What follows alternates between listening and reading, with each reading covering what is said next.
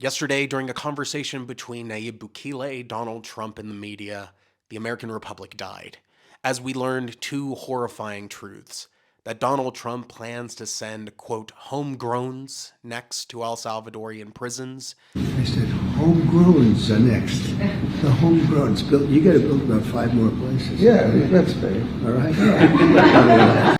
And that Mr. Kilmar Abergo Garcia will not be returned from El Salvador after the Supreme Court ruled in a 9-0 decision that the Trump administration had to facilitate his return. The Trump administration has instead decided to spend the week explaining that he's a terrorist and that this is why he cannot return.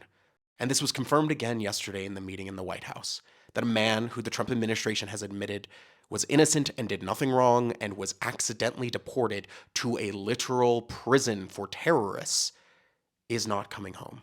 Do you plan to return him? Well, I'm supposed to have suggested that I smuggle terrorists into the United States, right? It's always well, they'd love to have a criminal, released into I mean, there's a fascination. They would love it. Yeah. They're sick. These are sick people.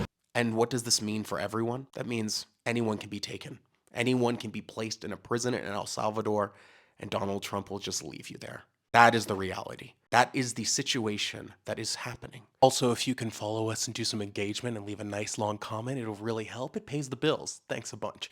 And to understand where the United States is heading, we need to understand where Bukele, the president of El Salvador, has taken his country in just the last 3 years since he's ruled in a state of exception that was only meant to last 30 days, but instead has been stretched for 3 years, where he has completely dismantled the judiciary, he has fired the attorney general, and he has completely twisted the country under his rule. And right now, as I make this video, he has launched an attack upon local governments, saying that they either bend to his will or he will declare them as members of organized gangs and terrorists and also place them in his prison camp system. 100,000 Salvadorans have been disappeared into El Salvador's prison camp system. Even last year, they had to release a couple thousand that were completely innocently taken and placed into this system. And reports are that hundreds to over 1,000 people have died in this system already. This is a brutal system where people are constantly beaten, tortured, and starved. And this is where we are sending, right now, hundreds of people to. Many, as outlined by 60 Minutes in a groundbreaking report recently, around 75% of them with no criminal records at all.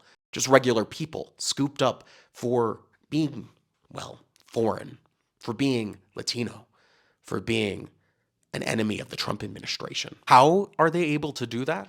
Well, it's quite simple. They convince people that there is a danger, that there is a group internal to the country that needs to be taken care of, and that these people, this group, cannot be protected by the laws or any sort of human rights, and that the executive, the government, needs unlimited power to be able to get rid of this horrible thing that's on the inside.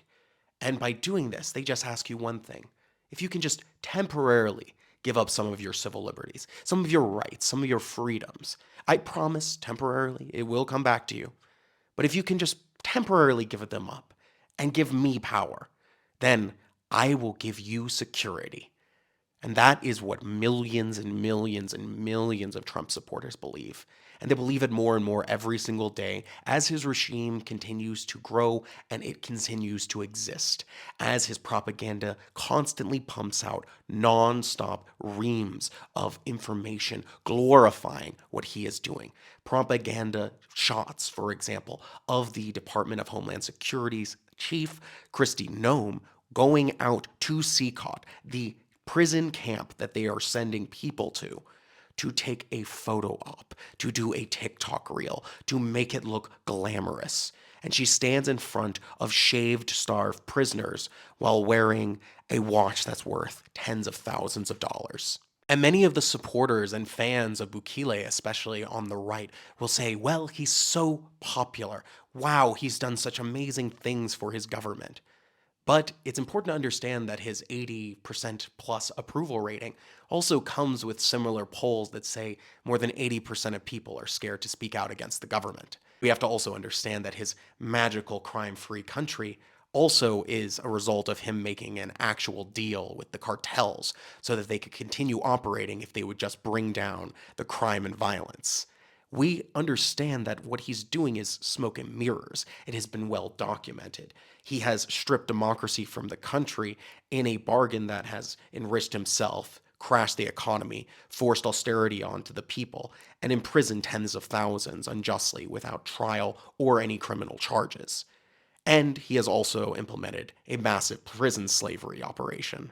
But we also have to understand that because a lot of this is the show, the game, the theater of authoritarianism, the theater of fascism, to present the unreality that they want you to see of them being strong and tough against the worst people ever. But you also have to keep in mind, it is theater.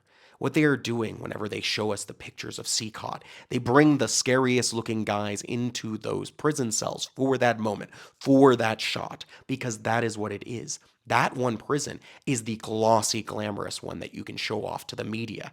Even if it looks cruel, it's something cool for your fans. But the reality is, most of the El Salvadoran prisons, well, they are unfortunately not the beautiful Hollywood mega prison, the hyper modern one. They are rundown places with barely any functional systems, where guards are corrupt, steal from gifts given by families, the things that keep the people alive inside of that prison because they are never stocked with enough food, with rampant disease and violence. And also, of course, the mass torture and killings that continue to take place across the entire system. But that's not good for TV, and it's not good for his backers in the rest of the world who want Bukele to look like a model. Bukele wants to look like a model himself. He wants to export this Salvadoran model that he has created to other places, and he sees Trump as a natural ally in this. Before it was Viktor Orban, now it is Mr. Nayib Bukele. He is the authoritarian, the fascist that has managed to do in a few years what took others decades, and this is what Trump loves about him. A final thing to remember is that Mr. Garcia, Kilmar Abergo Garcia, the man rotting in a jail cell right now, in a torture prison, he is just one of hundreds who were sent there unjustly. Regardless of what they did or didn't do, how they were sent there, this entire process has been illegal from start to finish. It is very important also to remember that he is a media bomb if he ever returns to the United States, because the stories he can tell, not just his own, but what he has seen across the entire system, as it is widely known, people are constantly moved around the Salvadoran prison system, and it is nearly impossible to track people once they're inside. If he is placed in front of cameras, if he is allowed to tell his story, that is dangerous to the regime. That is dangerous for people to see what is really happening. Because right now, we only really can see what those governments want us to see, what Bukele and Trump want us to see, because we don't have access to Seacott or the other prisons.